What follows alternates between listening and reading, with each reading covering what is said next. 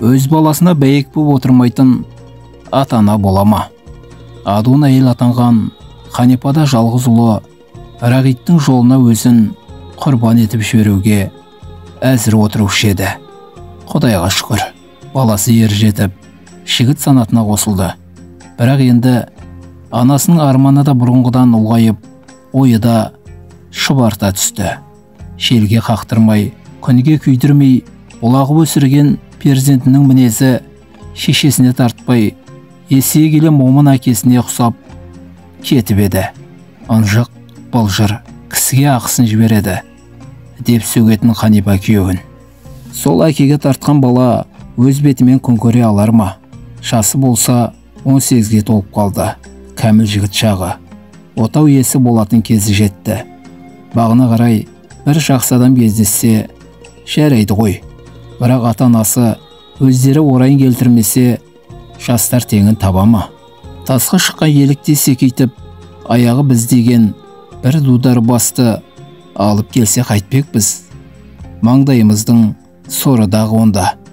Жоқ, Рағитімді түзу жолға өзім салармын. Оң бақытын өзім ғана нұсқармын.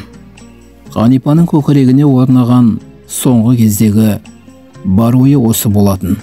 Күндіз түні көкейінен бір кетпей жүрегінде ұялап тұрады да қояды. Өзі ақырын барлап, жақын маңайға көз қарын сала жүрді. Сөйтіп, келіп өз қонысынан 35 шақырым қашық тұратын ауылдағы бір құдандалы жекжаттың бой жетіп қалған қызына көңіл ауды. Рағитжан, бүгін саған айтар бір жаңалығым бар, деп жымиды Ханипа сол күні қызметінен қажыңқырап келген көңілсіз баласына. Әкең де құп көріп отыр, бізге бір алданыш керек. Қарағым, келін түсіріп қызығын көрсек дейміз. Әке шешең ұнатып жүрген бір бала бар, соны өзіңе лайық көреміз. Әлгі Садуақас құданың Биғайша дейтін қызын өзіңде білесің ғой, бүлдіршінде емес пе? Шеше сөзін төмен қарап тұнжырап тыңдаған Рағит үндеген жоқ. Үй іші алакөлеңке.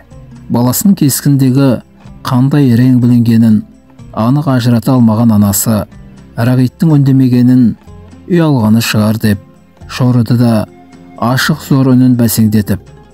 Айтайын дегенім осы еді, құдалардың да көңілі бөтен болмас деді. Өздеріңіз білесіз ғой, бірақ қыздың ойы қандай екен? Сіз ұнатқанды ол ұната ма? Деп Рағит боздырған жүзін шешесіне бұрғанда, әкеңе тартқан ынжықтың ай осы. Әкесі мен шешесінің ықтиярынсыз қай қыздың күйеуге тигенін көріп ең, деп Ханипа кейіп қалды. Ендеше өзіңіз біліңіз, деп күмілжіді Рағит.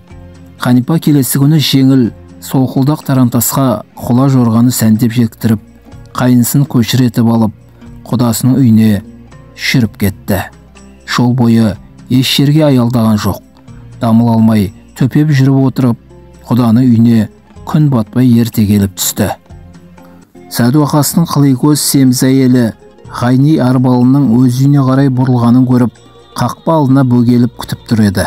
Ханипа екеуі бірін-бір ұзақ жылдар көріспеген адамдай құшақтасып амандасты. Арасында бұл үйге Ханипа тақауда ғана бір қонып кеткен болатын. Екеуі де таң бозарып атқанша әңгіме дүкен құрып, құмардан әбден шыққанды. Ханипа ол жолы Биғайша жайынан ептеп қана сыр тартқаны болмаса, өз ойын білдірмеген. Қыздың әдептілігі, сыпайгершілігі өзіне қатты ұнаған болатын. Әдейі соны барлайын деп қонған еді. Көздеген мұратына жетіп қайтқан. Ендігі келген мақсаты қыздың ата-анасымен сөз байласып құда түсіп қайту еді. Тіпті сағынып қалыппын. Өзіңді көрмесем тұра алмайтын болдым осы күні. Бір жақсы ырымға көрініп жүр ғой деймін, деп Ханипа құшағын әрең жазды. Ләйім солай болсын, менің де бүгін қуанатын көзім тартып жүр, деп бір көзін сығырайта жымиды Ғайни. Құда қайда, үйде ме? Жұмыс кісісі үйде отыратын мезгіл ме? Далада шөпте. Қазың үйде шығар, қолғабыс болады ғой. Сол қызық орғыр миымды шағып барады, деп Ғайни күле сөйлеп қабағын шытты.